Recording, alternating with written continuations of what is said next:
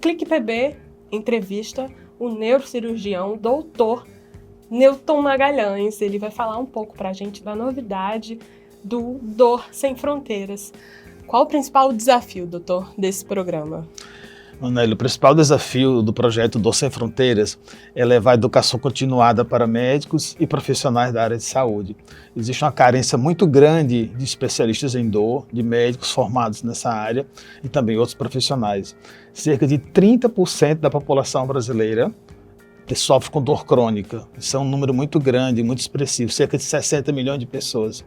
Então é preciso ter um especialista em dor em cada cidade, assim como a gente precisa ter um pediatra, um cardiologista, porque a população precisa disso, precisa de cuidados especiais, população que sofre com dor crônica.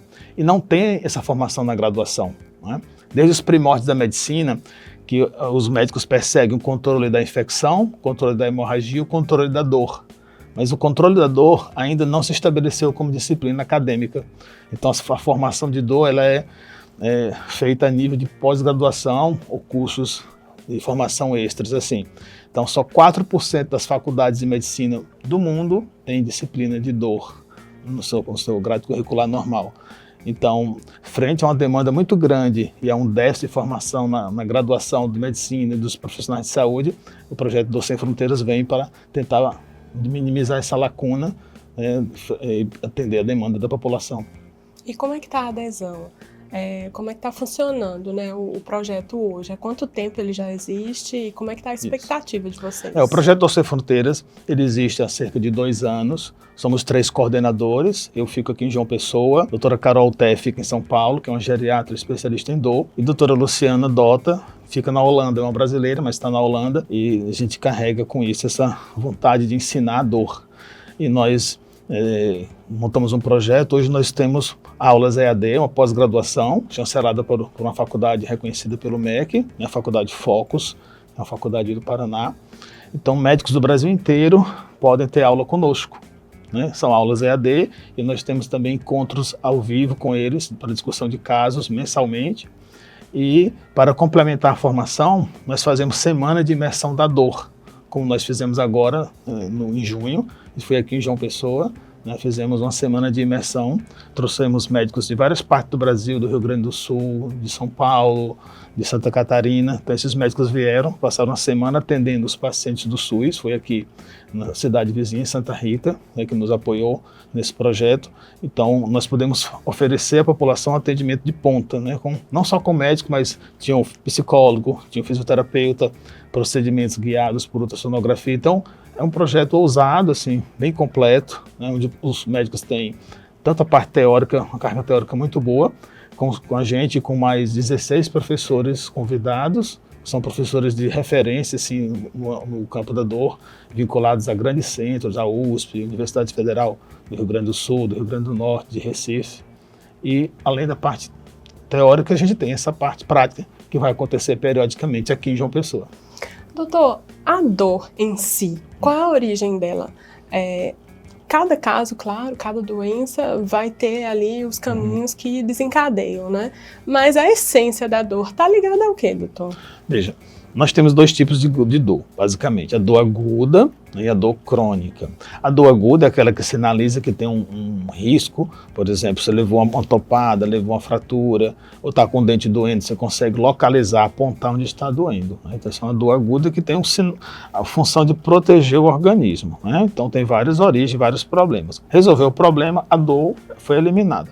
A dor crônica é aquela que persiste, mesmo depois que você resolveu o problema. Às vezes a pessoa foi operada de hérnia de disco, mas persiste com dor na coluna. Às vezes a pessoa desenvolve, por exemplo, a fibromialgia. Você faz exames de toda a natureza, de toda a ordem, e não encontra nada alterado. Então nós chamamos dor nociplástica. Então a dor crônica ela é uma doença em si, assim como a diabetes, como a hipertensão, e ela merece um tratamento específico, né? Então essas dores crônicas, existem várias causas que podem levar a isso, mas a principal, a origem que você perguntou, é uma disfunção no sistema central, no sistema de percepção da dor, né? Ele é disfuncional. Então a pessoa com fibromialgia ela sente dor com situações que uma pessoa comum não sente. Vou dar um exemplo. Se você vai para a praia, passou o dia lá na praia, não usou protetor solar, quando você chega em casa, Você sofreu uma queimadura de primeiro grau, você não aguenta o chuveiro, você mal aguenta colocar roupa, toalha, você fica com aquela sensação de dor, né? Você consegue ir para a mesa jantar, consegue conversar com as pessoas. Então essa é a sensação constante de um paciente com fibromialgia. Ele tem aquela dor constante no corpo inteiro, a dor é real, não é uma invenção do paciente, né? Tem períodos de piora, tem períodos de melhora, né? E quando o paciente está em crise, ele não consegue trabalhar adequadamente, ele realmente fica limitado, fica incapacitado. Tá? Então esse é um exemplo de um dos tipos de dores crônicas. Existe uma forma, né? As pessoas questionam se existe uma fórmula, um jeito de evitar. É possível, hoje em dia, com atividade física, sim, com diversos tratamentos, evitar isso? A principal atitude para evitar dor crônica é movimento e informação. Né? Se a pessoa tem uma dor recorrente, é saber se informar o que causa aquela dor. Se você não está satisfeito com as avaliações que você teve, pode procurar um especialista em dor. Né? Então, a partir do momento que você toma consciência qual é o seu problema, qual é o tratamento e faz a sua parte, né? E movimento. Então, se você se movimenta, faz atividade física, é muito importante. Nada é mais potente para inibir a dor, para o cérebro inibir a dor, do que atividade física. Doutor, outra questão também é em relação às maiores dores. Tem uma pesquisa que revela que, além do parto, também tem uma dor que é muito popular, que é a dor de dente, que ficaria ali no ranking. O senhor que está dentro desse mundo, que acompanha de perto, não é? Na sua visão, quais são as dores que mais são fortes e que mais acometem os brasileiros? Então, essa é uma pergunta muito interessante. Nós temos, né, várias formas de mensurar a dor do outro, né? Que a dor é considerada o quinto sinal vital. E é uma das bandeiras, né, que o projeto Dor Sem Fronteiras também defende, também propaga isso, que o paciente, quando estiver internado, por exemplo, a cada hora que for avaliar a frequência cardíaca, frequência respiratória, né, pressão, né, temperatura, também deve ser avaliado a dor. Então nós utilizamos escalas de dor. Uma das escalas, né, a escala visual analógica, a gente pede para o paciente imaginar a sua dor de 0 a 10. E cada paciente sente uma dor diferente. Porque depende de várias coisas, depende de suas experiências anteriores, depende do seu organismo, da sua forma. Então, a dor do parto pode ser uma para uma pessoa e para outra pessoa ela pode não ser tão forte. Então, não tem assim a dor que seja muito forte, mais do que a dor do parto. Depende de cada pessoa. Cada pessoa tem uma forma de sentir dor. E isso tem uma repercussão muito grande nos profissionais de saúde, porque a gente vê, às vezes, até mesmo médicos ou enfermeiros negligenciando a dor do paciente do pronto-socorro. Isso aí eu já tive, isso aqui não doeu não. Mas não doeu em você, mas nele está causando uma dor intensa. Então, cada paciente sente a dor de uma intensidade, de uma forma diferente. Isso é único, a gente tem que respeitar. Por isso que a gente usa escalas de dor para saber quanto está a sua dor naquele momento, com aquela situação. Então, isso não é comparável de uma pessoa para outra. Mas existe um ranking de doenças que dói mais ou não? Isso fica relativo? Existem dores muito fortes que a gente sabe. Por exemplo, neuralgia do trigêmeo, né? É um tipo de dor aqui na face, dor lacinante, dor em choque, que pessoas podem sentir, realmente uma das dores mais fortes que existem. Às vezes leva até suicídio, né? No homem existe a cólica renal, que é equiparável mais ou menos à dor do parto, mas isso assim, é muito variável, como eu falei, depende de pessoa para pessoa, né? Existem esses exemplos, mas cada pessoa vai expressar sua dor de uma forma, de uma intensidade diferente. A gente está com uma das maiores referências nesse assunto de dor. E todo mundo vai ter alguma coisa aí, alguma lembrança, alguma situação incômoda e até grave, né? Envolvendo dores no corpo, também na cabeça. Doutor, o Brasil, segundo a OMS, já ultrapassou dados de quantidade, de avanço de pessoas acometidas com a patologia do Parkinson. Qual é a relação entre esses dois campos? Sim, entre Parkinson e dor, né? Veja, são doenças, né, diferentes um pouco. Eu sou especialista em dor e Parkinson, onde é que acontece a interseção dessas coisas, porque eu me especializei numa área chamada neurocirurgia funcional. Então eu faço cirurgias para dor e para Parkinson, com neuromodulação, né? Neuromodulação invasiva. Então a gente, em algumas situações específicas, a gente implanta um chip, né? Um eletrodo na medula para controlar algumas dores. Isso é programável, né? Através de uma tecnologia, de um tablet. E essa mesma tecnologia a gente também faz para a doença de Parkinson. Daí que tem essa interseção na minha profissão. Então, em alguns pacientes com doença de Parkinson, a gente também implanta um eletrodo cerebral para controlar os movimentos, né? Então, cerca de 15% dos pacientes de Parkinson preenchem os critérios para cirurgia ao longo da evolução da doença. Esse tratamento, então, a gente pode dizer, considerar ele como um tratamento inovador, de última geração, Sim. ou já existia antes? Na verdade, a cirurgia para a doença de Parkinson ela já existe desde a década de 50, mas com essa tecnologia, né, de chip, né, do estimulador cerebral, a terapia DBS, como é chamada, ela existe no Brasil há cerca de 25 anos, né?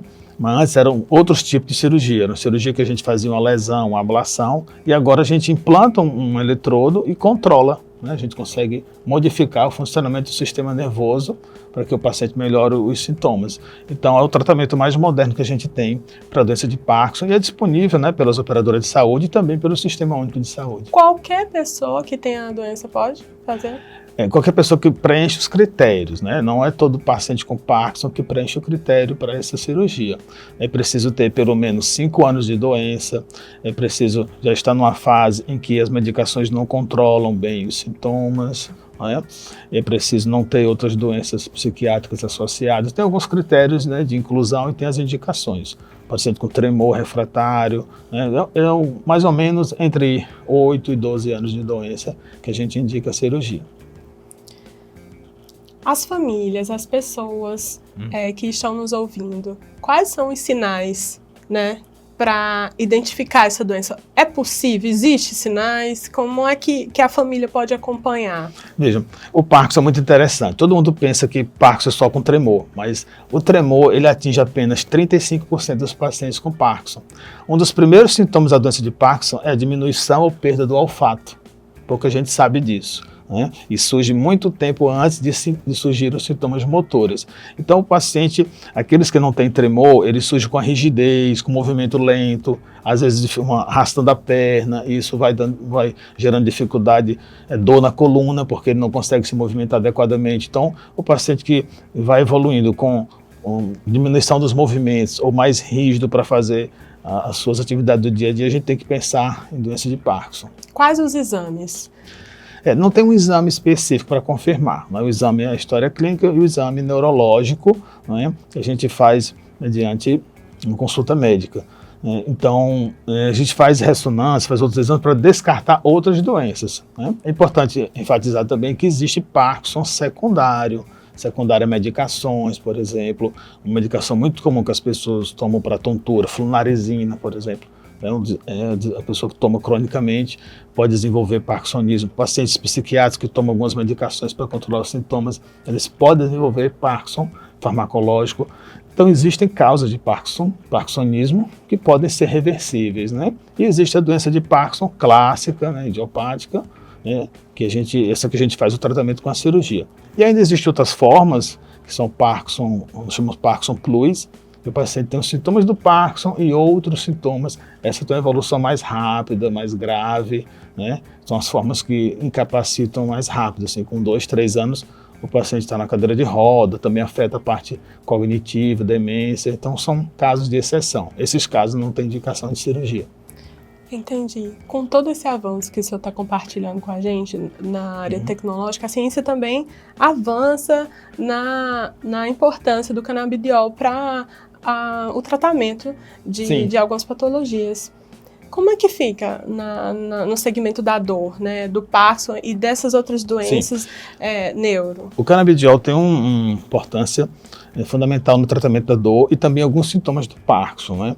Então é preciso entender que existem composições diferentes, né? Existem compostos que são ricos em THC, em CBD, né? Os compostos que são ricos em THC são os melhores para serem usados no tratamento da dor, né? Com algum médico que tenha experiência na prescrição de canabidiol, é possível sim controlar dores de difícil controle com o uso do canabidiol. Agora, é uma resposta que não é tão imediata como outros medicamentos. Isso leva um certo tempo para chegar na dose, no equilíbrio, cerca de 2 meses mais ou menos, mas é possível sim controlar a dor de forma satisfatória com o canabidiol. Quanto ao Parkinson, o canabidiol melhora alguns sintomas, melhora o tremor e melhora a insônia. Isso já está bem comprovado. Agora, não é mais eficaz do que as medicações tradicionais. E também não serve muito para aquelas fases avançadas da doença, né? Porque vai chegar um momento em que a doença avança, que as medicações não fazem efeito, né? Então muita gente acha que o canabidiol é assim, a salvação para tudo, quando nada está servindo mais é fazer o canabidiol. Não, existem critérios, existem situações que a gente não pode fazer, ele pode precipitar surtos psicóticos, então tem que ser feito com cautela, passar por uma consulta médica especializada e a partir de então pode ser usado sim, mas com critérios. Então no Parkinson ele ainda é considerado experimental, né? No Parkinson e em alguns tipos de dores, né? Existem outras áreas, como a epilepsia, por exemplo, que existe uma bastante comprovação científica, muito eficaz. Mas algumas áreas da neuro, eles ainda, do ponto de vista científico, ainda precisa ser mais comprovado. Aquele velho e bom check-up. Existe uma cultura da realização para saber do corpo, né? As pessoas sempre se preocupam com o corpo em si, do pescoço para baixo, para fazer os exames, para saber se tem alguma coisa, doutor. E muitas vezes acabam esquecendo do principal também, que é o cérebro. Como é que o senhor analisa isso e qual é a recomendação que o senhor dá? Esse é o check-up neurológico, né? O check-up neurológico ele pode ser feito por uma consulta neurológica, um exame neurológico detalhado, a gente consegue, né, descartar ou identificar muitas situações. Não é preciso assim, fazer ressonância em todo mundo, né? No check-up neurológico a gente não pede exame para todas as pessoas. Em algumas situações, por exemplo, se você tem um parente de primeiro grau que teve aneurisma, aí tem a obrigação de fazer, porque é uma doença genética, ou alguma história de doença neurológica, né, bem evidente assim, que tenha uma participação genética. Mas, de um modo geral, uma consulta neurológica detalhada, ela é um bom check-up neurológico, isso deve ser feito sim. Qual seria o exame mais tradicional a ser passado, né? O exame mais completo que nós temos é a ressonância, né? Então, se a pessoa realmente tem um potencial de desenvolver alguma doença neurológica ou está sentindo algum sintoma diferente, algum formigamento, alguma dor, algo que não está aliviando assim, com os medicamentos usuais, pode passar por um check-up neurológico. O exame mais completo que a gente tem, assim, de início, é a ressonância. Ótimo. A gente também está com algumas questões aqui da equipe dos jornalistas do Clique PB, dúvidas, e a gente já vai para uma doença que acomete muitas pessoas, que é a hérnia de disco, doutor. Sim. E que gera toda uma limitação, né, para quem convive com essa doença. Quais são os tratamentos hoje para a hérnia de disco? Então a gente vai começar desmistificando um pouco. Hérnia de disco não é necessariamente uma doença, ela faz parte do nosso envelhecimento. Todos nós temos hérnia de disco, desenvolvemos de alguma forma. 4% das hérnias podem gerar dor e apenas 2% podem precisar de cirurgia. Então nem tudo que dói na coluna é hérnia de disco. Pode ser dor facetária, que essas articulações que a gente faz esse movimento. A maioria são dores musculares, decorrente de má postura, de sedentarismo, né? Então as pessoas pensam que tudo é uma hérnia de disco, não é. Então o tratamento melhor para hérnia de disco, nos casos que precisa fazer cirurgia, hoje nós temos a endoscopia, né? Cirurgia via endoscópica, em que a gente introduz uma cânula com a microcâmera, micropinças, uma cânula muito pequena, assim, da dimensão de uma caneta, e a gente consegue tirar a hérnia e o paciente vai embora para casa no mesmo dia. Então, esse é o tratamento mais moderno, mais eficaz que a gente tem. Mas relembrando que nem toda dor na coluna é hérnia, né? E nem toda hérnia precisa de cirurgia. As demências senis, como Alzheimer e outras que existem, elas dão sinais? quais seriam esses sinais, ou em muitos casos não há como saber e a pessoa já é acometida ali rapidamente? Sim, então sinais precoces, né? Depois da dor, né, a queixa de déficit de memória é a queixa mais frequente nos meus atendimentos, né, nos outros consultórios de qualquer neuro. E muita gente pensa que é só a questão da memória, já é um sinal indicativo de demência. Não é bem assim, né? Muitas vezes, pessoas com idade abaixo de 50 anos me procuram com queixa de déficit de memória e a gente vai fazer uma anamnese completa, uma consulta detalhada e percebe que a pessoa tem um déficit de sono, não dorme bem, né, tem um sono fragmentado, né, ou está muito ansioso. Então, muita gente esquece das coisas pequenas do dia a dia porque não dormiu bem ou porque tem muita ansiedade, tem ausência do estado de presença. Você está aqui, mas está preocupado com outros problemas distantes. Então é muito comum as pessoas procurarem com queixa de déficit de memória e não ser demência. Mas a demência de Alzheimer, a demência senil e outras demências, elas começam com outros sintomas também, além da memória, dificuldade de linguagem, uma desorientação espacial, né? Por exemplo, a pessoa vai ao mercadinho e não sabe, se perde, né, volta para casa, ou mesmo dirigindo o carro. Então são sinais sutis de que a pessoa está com algum problema nas funções da inteligência humana, né? Porque a demência, o que significa? A pessoa tem deficiência em uma das funções da inteligência humana que prejudica a vida de relação, né, a vida social. Então existem vários tipos, né? Alzheimer, demência senil, demência vascular, demência associada ao Parkinson. Então são muitas doenças. Todo mundo chama de Alzheimer, mas não é. Então, qual é a melhor prevenção, né? As pessoas ficam muito preocupadas, que tem um parente, tem um pai ou um familiar que tem demência. Qual a principal coisa que você deve fazer para evitar doenças tipo Alzheimer, tipo Parkinson? É ter um estilo de vida adequado, assim, saudável. Dormir bem, né? Ter uma hora para dormir, uma hora para acordar, praticar atividade física, alimentação saudável, evitar cigarro, né, e bebidas em excesso. Então isso é a melhor forma de prevenir a doença tipo Alzheimer ou Parkinson. Ótimo. Então, para a gente concluir aqui essa entrevista, o senhor pode chamar as pessoas para acompanharem, né, esse projeto de perto, Dor Sem Fronteiras. Já falou aí nas redes sociais também, como que faz para acessar? Tem uma próxima atividade, vocês já estão articulando um novo mutirão, como o senhor falou no início. Fala um pouco para a gente. Sim, no projeto Dor Sem Fronteiras, né, que é o @Dor Sem Fronteiras, né, e também tem nossas redes sociais, @Dr. Newton Magalhães. Então, a próxima semana de imersão no tratamento da dor vai acontecer em dezembro. Acompanhe nossas redes sociais, nós vamos informar. Então, nós vamos novamente trazer médicos de várias partes do Brasil e outros profissionais. Vamos passar uma semana atendendo os pacientes, manhã e tarde, noite. Será em Santa Rita, no Centro de Reabilitação. Tá? Então, nós atendemos lá semanalmente, selecionamos, acompanhamos esses pacientes e durante essa semana nós fazemos esse atendimento intenso, né, e um atendimento padrão com esses pacientes. Então, a gente beneficia os pacientes e também faz educação continuada para os médicos. É isso, muito obrigada. As portas estão sempre abertas. Um prazer lhe entrevistar. Eu agradeço pelo espaço, pela oportunidade.